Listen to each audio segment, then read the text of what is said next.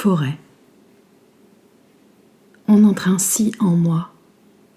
Foule dans le dos, houle dans les mots. Un franchissement du temps, une lisière spatiale.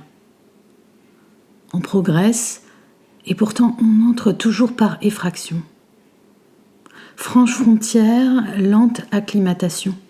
On, off, comme un commutateur.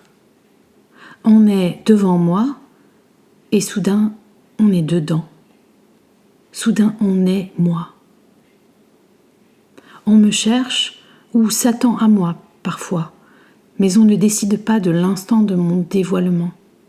On reçoit ma nudité, comme un chant sauvage lancé soudain dans le silence, comme un chuchotement de chaman invisible, comme une flèche sans archer, dans les ramifications du désir. Le sentier qui mène à mon corps est fait pour les truffes et les groins.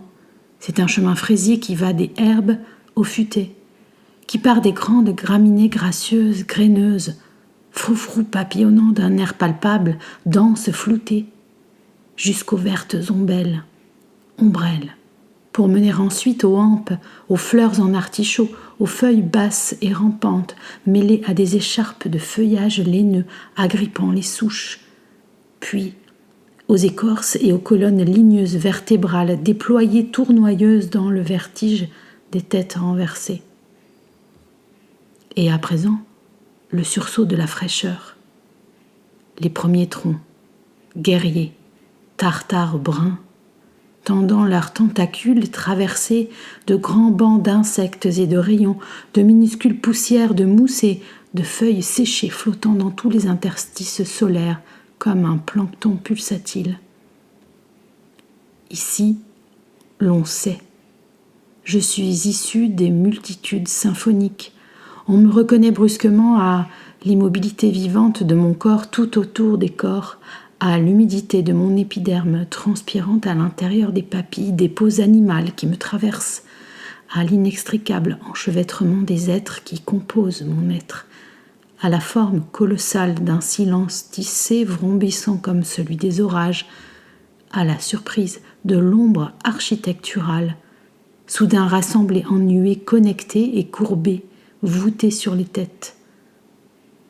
Plusieurs mètres au-dessus des fermentations court le frisson de la houle chlorophyllienne qui ramifie à l'infini et formule ma peau, tandis qu'on marche parmi les rampants et les rhizomiques, les tapis de spores et les résurgences, les courses immobiles de bulbes et de larves à l'odeur décomposée.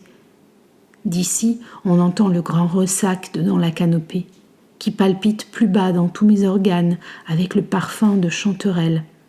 Rien ne se limite ou ne s'arrête, tout se relie en moi et se rebranche, se reboot. Le dehors est dedans. Les parfums animaux se compénètrent, mon sol qui brume et bruine et vibre d'insectes est un ciel inverse, tandis que les voix limpides des hauteurs se posent sur les souffles, en pluie de partitions. Plus loin, les clairières. Dans le cirque baigné de lumière où gisent au sol les miroirs de centaines de bouches rougies sous le couvert des hêtres, quelques fantômes minéraux, silencieux, semblent laisser parfois dans ce tapis froissé une empreinte frémissante, une essence, un parfum, un souffle furtif. À la nuit tombée, il rappelle que je suis une liane tribu.